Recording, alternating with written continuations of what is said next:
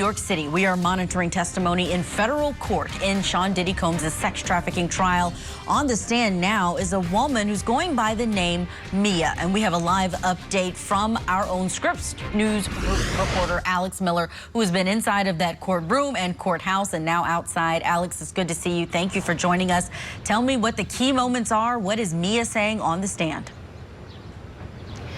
Well, Mia is on the stand. She's been on the stand since late morning, and she's likely to be on the stand through Friday. Prosecutors are utilizing her in part to prop up their argument that Sean Combs essentially abused his employees. And though she was only his personal assistant for about a year, she described it as chaotic and toxic. She said the highs were really high and the lows were incredibly low, and it was an incredibly high-pressure work environment. In fact, she was rarely home. Her friends called her a ghost because she was always with Sean Combs. She worked 24 hours straight her first day on the job. She thought maybe that this was a bit of a test, but it turns out that that was a regular occurrence. One time she worked 5 days straight without sleep. She said she had to utilize Adderall in order to be able to do so. She said Combs really was in charge of her life. When she stayed with him at his house, she was not allowed to lock her bedroom door, and that goes to one of her allegations. She has alleged on the stand that Sean Combs sexually assaulted her on more than one occasion. She also said he physically abused her by throwing things at her. She said he once threw her in a pool, dumped a bucket of ice on her, and that was a regular part of her day-to-day life as his employee, at least as his personal assistant. She later worked for him in a different capacity, but she's also one of Cassie Ventura's very best friends, was and still is, and she was able to testify to the amount of control that Diddy had over Cassie as well, saying that Mia was to text Diddy photos of the hair, nails, clothing that Cassie wanted to wear, and that Diddy had to approve it before she was able to do so. That he had control over their friendship, that she wasn't allowed to do anything with Cassie, leave his house without the approval. And if he didn't approve, there was a punishment, not only physical abuse, but he'd take away her car, take away certain jewelry, things of that nature as well. She said that the punishment essentially was typically unpredictable, but typically pretty terrifying. And then lastly, just before lunch, she described that scene that we heard Cassie describe and Deontay Nash when Cassie was beat up in her bedroom by Diddy in front of both Nash and Mia to the point where she was bleeding from her head. She described that situation as incredibly terrifying, saying that she tried to get Diddy to stop, but he wouldn't. She says his eyes turned black and that he was essentially looking right through her.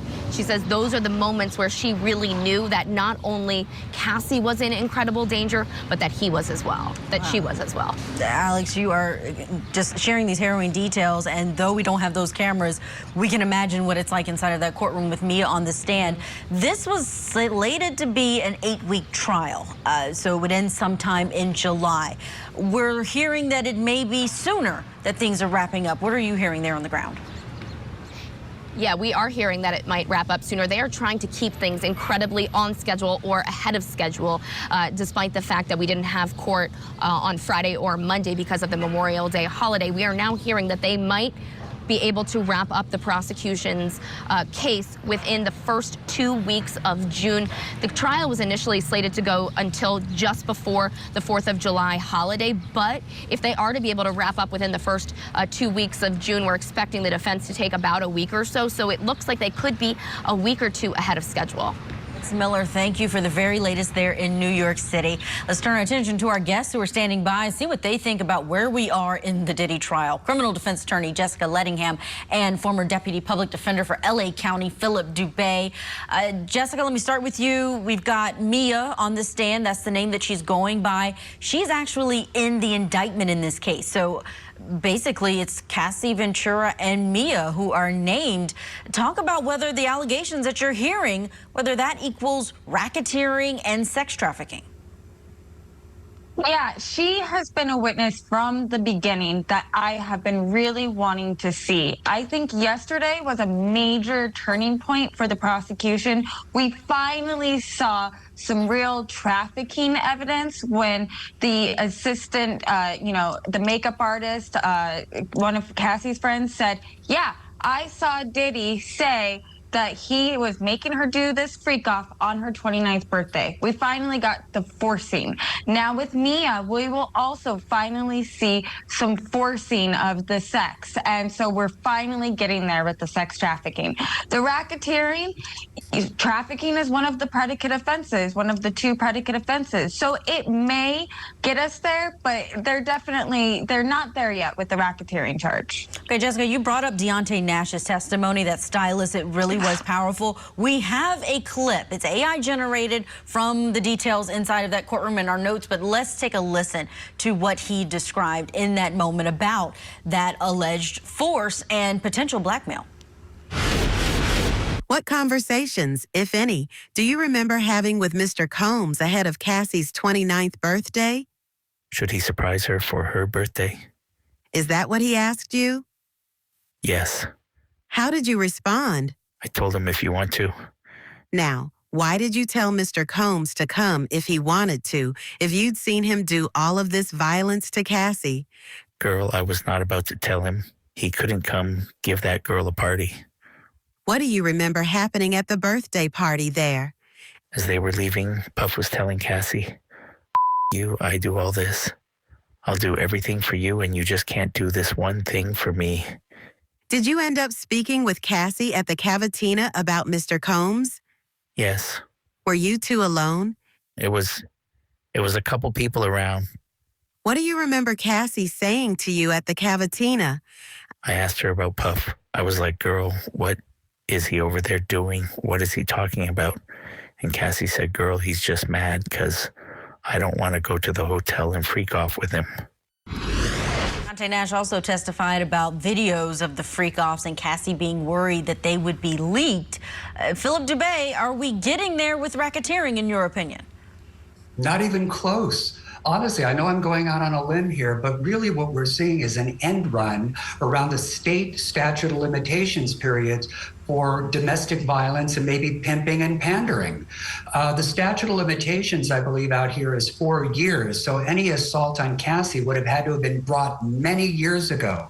The pimping and pandering, I think, is an 8-year statute. So what's the problem? The problem is they can't get them stateside. So what do? You resort to Plan B and you go federal. And they're using these creative avenues to try to get him under a trafficking, a RICO theory, or transportation for prostitution. And I think it's falling short, but we're still in the infancy stages of the case. And I'm anxious to hear what, if anything, they have next, because right now what I'm not seeing is all these predicate acts occurring in the ordinary course of the Combs enterprise, as opposed to just isolated instances of violence against Cassie. And certainly it's not to trivialize what happened to the young lady. I just don't think it's properly charged under RICO, the Mann Act, and transportation for prostitution. And Philip, a follow-up for you, since you're there in LA County and a lot of these alleged incidents happened there. We've got Mia on the stand talking about just horrible things as an employee for Combs, and she alleges violence as well, that he threw her into a pool, that he put ice on her, that he grabbed her a lot. Forced labor is what it is called in the indictment.